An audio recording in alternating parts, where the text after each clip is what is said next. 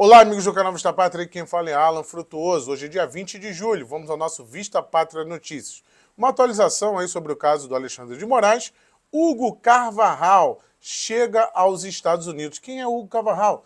Ex-chefe de espionagem da ditadura venezuelana que acabou denunciando Lula lá na Espanha. Você verá aqui do que se trata esse caso e as implicações podem trazer para o Brasil.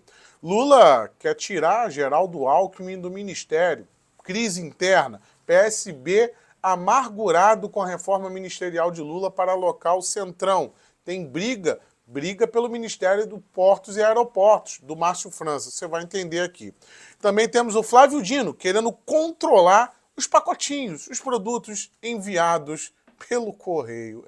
A sana de controle do Flávio Dino realmente não tem limite. Ciro Nogueira reafirma que está na oposição, uma oposição responsável. Eduardo Leite processa Jean Willis por homofobia. Bolsonaro faz convite para a população para a próxima sexta-feira, veja qual é o convite. E Putin impõe condições para a retomada do acordo de grãos. Tudo isso agora. Antes, um breve recado para você. Renove a sua beleza e recupere a sua autoestima. Conheça o Regenere, um produto rico em vitamina K2 combinada com transresveratrol. Um produto que vai ajudar a rejuvenescer a sua pele, hidratação 24 horas, um clareador de manchas, clareia e uniformiza a pele, prolonga a sua expectativa de vida, eliminando o pé de galinha e o bigode chinês, devolve a firmeza e elasticidade da sua pele, inibe os hormônios do envelhecimento. Garanta agora o seu Regenere, um produto com tecnologia americana que vai trazer a sua autoestima de volta. O link para você ter acesso ao Regenere está aí no primeiro comentário. A compra é segura, eu garanto a entrega na sua residência e o frete é gratuito. Veja lá o melhor plano que vai te atender. Eu recomendo aí o plano de 3 a 8 frascos, com parcelas de R$ 39,86, e 86, ou você pode garantir o tratamento completo, parcelinhas de R$ 69,98. e 98. Não perca tempo, compre o seu Regenere, o link está aí no primeiro comentário. Pessoal, vamos lá. Atualização sobre o caso Alexandre de Moraes. O jornalista Paulo Figueiredo, ele revelou aqui, ele teve acesso a uma fonte, e ele fez o seguinte relato. Paulo Figueiredo relatando, na verdade, né? Segundo a fonte, a família, no caso, estamos falando do imbróglio do Alexandre de Moraes, tá? Segundo a fonte, a família foi intimada às 6 da manhã de um domingo, com viaturas ostensivas da Polícia Federal. A equipe foi educada e recebeu tratamento cordial da família. Aqui já temos algo bastante atípico. Normalmente, uma intimação desse tipo ocorreria em horário comercial e durante a semana, em carros descaracterizados, disse o policial que conversou com Paulo Figueiredo. 2. Foi concedido apenas um intervalo de 3 horas entre a intimação e a oitiva marcada para as 9 do mesmo dia. Este também não é um procedimento padrão, dado que geralmente é proporcionado em um tempo maior para que o intimado possa se preparar, consultar um advogado e, se julgar necessário, pedir vistas ao processo. 3. Devido a um voo já marcado para o mesmo horário, a família não pôde comparecer à oitiva. Apenas o genro, o membro mais jovem da família, compareceu. Aqui é uma pausa. É aquela imagem que nós vimos domingo, né? Eu entrei com plantão urgente, dá para ver ele saindo do depoimento, estava acompanhado do advogado, devido a essa situação. Só ele prestou depoimento no domingo devido a essa peculiaridade na ação do Alexandre de Moraes e da Polícia Federal. 4. Durante o depoimento, o depoente relatou, agora preste atenção nesse fato, o depoente relatou que o filho de Alexandre de Moraes teria feito um comentário desrespeitoso a uma mulher, afirmando que, abre aspas, se quisesse comia o CU dela, pagava e comia. Transcrevo aqui como dito. Então ele dizia que comeria o CU da mulher durante a discussão. Esse relato teria sido registrado no depoimento, né? O rapaz depois no domingo e colocou isso no depoimento. Isso deixou Alexandre de Moraes revoltado. E ao chegar ao conhecimento do ministro, teria causado ira, levando ele a articular um pedido de busca e apreensão por terem colocado essa suposta fala do filho dele nos autos. A família insistiu que não houve contato físico, contrariando informações veiculadas pela imprensa de que teria havido um confronto físico. As filmagens, caso se tornem públicas, devem esclarecer se a versão da família é verdadeira. Grave, hein? Que tipo de baixaria. Mas as imagens, né, já chegaram, a polícia italiana já transferiu as imagens. Segundo o advogado de defesa da família, eles também já apresentaram as imagens que comprovam essa versão da família Mantovani. E eles não vão divulgar as imagens também. Então nem o Alexandre de Moraes quer divulgar as imagens do aeroporto e nem a família quer divulgar. Então algo teria causado ali, né, um constrangimento a ambos. O advogado Tortman Filho afirmou que um dos membros da família questionou Moraes 3 vezes sobre a suposta ameaça, ao que o ministro teria respondido com a palavra bandidos. Os 3 suspeitos já prestaram depoimento à PF. Inquérito está sob andamento em Brasília. Então, as imagens, né, feitas após o ministro se aproximar da confusão e retirar o seu filho. Então, é basicamente aquilo que a gente já estava falando aqui durante a semana. A confusão, na verdade, foi com o filho do Alexandre de Moraes, né, que estava um tanto exaltado, e o Alexandre de Moraes ele só foi lá e tirou o filho, mas aí parece que ele tomou as dores aqui, aí virou um caso antidemocrático, como quis justificar o Flávio Dino, né? Aí se tornou o caso antidemocrático. Você assistiu meu vídeo de ontem à noite? Se não assistiu, assiste aí. Aproveita e se inscreva. Está assistindo até agora, deixa o seu gostei para fortalecer o canal e fazer com que a gente alcance mais pessoas. Siga também todas as nossas redes sociais. Vamos ao caso aqui do Hugo Carvajal. Hugo Carvajal é um ex-general venezuelano que era aliado, né? Ele era o responsável pela inteligência e contra-inteligência da ditadura venezuelana na época do Hugo Chávez. Ele chegou a Nova York, né, ele vai se apresentar hoje no tribunal. Ele está ferrado, vai responder por tráfico internacional de drogas, por conspiração contra os Estados Unidos, diversos crimes aqui, né, que ele teria cometido enquanto comandante ali da inteligência do Hugo Chávez. Vai pegar prisão perpétua, muito provavelmente, porém ele tem um acordo de delação lá na Espanha. E de acordo com a Procuradoria Federal dos Estados Unidos, para o Distrito Sul, em Manhattan, onde Carvajal será julgado, ainda não foi definido o horário para a audiência. Especificamente, a Procuradoria alega ter provas do envolvimento de Carvajal na remessa de um carregamento de 5,6 toneladas de coca que foi transportada da Venezuela para o México em 2006. Mas, na verdade, o caso dele é conspiração, né? Tem envolvimento ali do Partido Socialista da Venezuela com o Diosdado Cabello, que até hoje é o chefe do cartel dos sóis. Agora, onde está o problema todo nisso aqui para o Brasil? É que ele, na sua delação, para fugir dessa possível prisão perpétua, ele delata que a Venezuela financiou de maneira criminosa 15 partidos de esquerda pelo mundo todo, dentre eles o partido do Lula.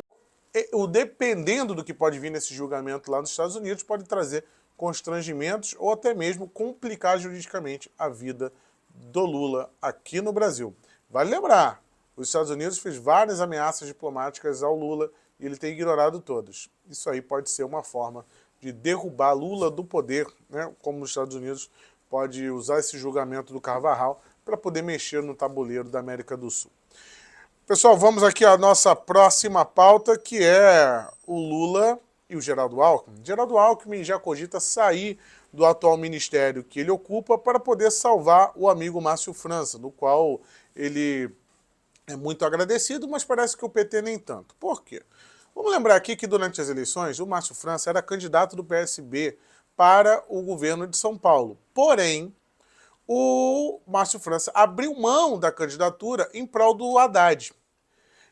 E aí eles acham o seguinte, que se o Márcio França tivesse concorrido, o Tarcísio não teria sido eleito. Mas abriu para o PT e hoje em dia eles foram premiados com o Ministério de Portos e Aeroportos. E ele tem um interesse muito grande no Porto de Santos, por exemplo. E o Márcio França, né, já está acontecendo uma tristeza, uma raiva do PSB, porque o Márcio França ele vai ter que sair desse ministério para poder reagrupar por republicanos.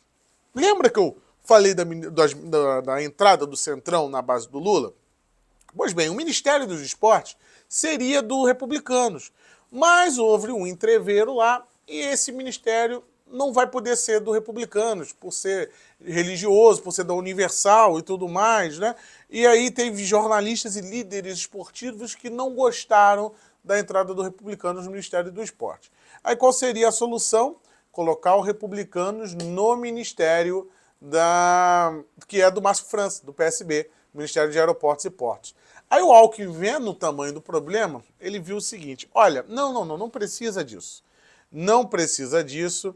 Eu saio do Ministério do Desenvolvimento e vocês colocam os republicanos no Ministério do Desenvolvimento e deixam o Márcio França lá. Será que o Alckmin está fazendo isso só porque o Alckmin é tão bonzinho assim? Ou será que é porque tem muita coisa envolvida nesse Ministério de Portos e Aeroportos, hein? Muita licitação, muita verba, muita coisa ali naquele Porto de Santos. Por que ele abriria a mão do Ministério para favorecer o Márcio França a continuar controlando o Ministério de Portos e Aeroportos? É uma joia tão rara que o Alckmin abre até mão da sua participação no Ministério do Desenvolvimento, né? Isso significa empenho de despesa, isso significa o poder para o vice-presidente que normalmente não tem. Ele poder ordenar, ele poder direcionar emendas, né, para deputados, e essas emendas a gente sabe como funciona, né? Elas vão e voltam. E então tem essa crise aí do Alckmin, né, podendo sair do Ministério por conta desse entreveiro no Ministério de Portos e Aeroportos. É a reforma que o Lula vai fazer para tentar colocar o Centrão, né? Nós temos, por exemplo, o Ciro Nogueira, toda hora com uma conversa meio esquisita, falando, né, que ele é oposição, mas tem que ser uma oposição isso, aquilo, outro, né? E o Ciro, ele colocou, né, mais uma, né? Ele colocou hoje o seguinte: a política passa por um momento doloroso e o nosso país precisa sair mais maduro desse processo. É hora de construir projetos que contemplam a todos, suprir necessidades que são comuns, e são muitas. Estar no centro disso não é um peso, mas uma gigante responsabilidade. O nosso partido é de oposição, mas não age com críticas genéricas e vazias, e sim na construção de propostas responsáveis, caminhos concretos, que nos levem a crescer. Mais trabalho sério e menos heroísmo dramático. Uma alfinetada nos senadores que pediram o impeachment do Barroso, por exemplo, né? Mais maduro. Tá aí o Ciro Nogueira. Agora temos também o Flávio Dino, né? O Flávio Dino, ele quer fiscalizar o teu pacotinho que você compra. Uma matéria do Poder 360 disse que o Brasil recebeu 166,3 milhões de pacotes de pequeno valor em 2022. Perdão. Qual o problema nisso? Não sei. Flávio Dino viu o problema. Ele disse: estou enviando o assunto à análise dos órgãos competentes do Ministério da Justiça, diante da possibilidade de ilicitudes. O Brasil precisa de um mercado organizado, saudável e livre de eventuais práticas anômalas. Qual o problema? Ele está insinuando que a quantidade de pacotes é prática ilícita. Ele tirou isso do nada. É como o delegado que nós vimos ontem, que conseguiu fazer uma conexão do caso da família, do entreveiro com o filho do Alexandre de Moraes, com atos antidemocráticos. Os caras correlacionam o que querem para te controlar. Essa é que é a verdade. Agora, se ele for investigar mesmo, ele vai ver que é muita compra de produto chinês, né? Vai lá, briguem com os chineses, né? Vocês não são aliados deles? Vai ser interessante o Flávio Dino mais uma vez fazendo besteira. E também temos o presidente Jair Bolsonaro fazendo um convite, mais especificamente para você de Goiás e você de Anápolis. Vamos dar uma olhada aí, amanhã tem Bolsonaro aí. Nessa sexta-feira, 21 de julho, em Anápolis. Estarei lá com o Major Vitor Hugo. Para quê, Major? Vamos receber a Comenda Gomes de Souza Ramos, a maior distinção da cidade de Anápolis, presidente. E eu quero convidar todos vocês para estar com o nosso presidente e com todos os cidadãos anapolinos e da região, lá no Centro de Convenções, às 20 horas. Então, às 20 horas, lá em Anápolis, Conto com a sua presença. Muito obrigado a todos de Goiás. Valeu! Participe aí do evento que o Bolsonaro vai estar com o Major Vitor Hugo. Se você puder, prestigie o líder da nação. E nós temos também o Vladimir Putin. Ontem eu trouxe uma matéria aqui à noite, uma espécie de VPN à noite que eu fiz aqui, falando da saída russa do acordo de grãos, a gravidade disso, né? Vai encarecer o trigo no mundo todo, então o seu pãozinho, o seu macarrão vai encarecer. Mas o Putin, ele fez uma oferta.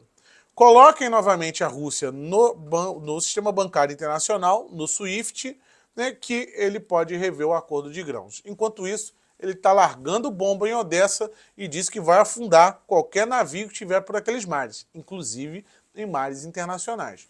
Vai afundar navio que tiver com carregamento de comida. E aí, meu amigo, sabemos o tamanho do problema que isso pode gerar. Além disso, ele tem uma outra oferta também, que é o oleoduto que liga Togliatti à cidade portuária de Odessa, né? Ele leva amônia nesse oleoduto e é importante para a Rússia que fosse restabelecido esse fluxo de amônia. Porque justamente, né, o que a Rússia está reclamando é que a Ucrânia consegue fazer o escoamento dos grãos, o mundo continua tudo ok e a Rússia está com prejuízo para exportar os fertilizantes. Então, enquanto eles exportam os grãos, a Rússia não exporta fertilizante. Então, taca a bomba aí, vamos resolver na queda de braço. É o que o Vladimir Putin coloca aqui, tá bom? Muito obrigado para você que me assistiu até aqui. Um forte abraço a todos. Tchau, tchau.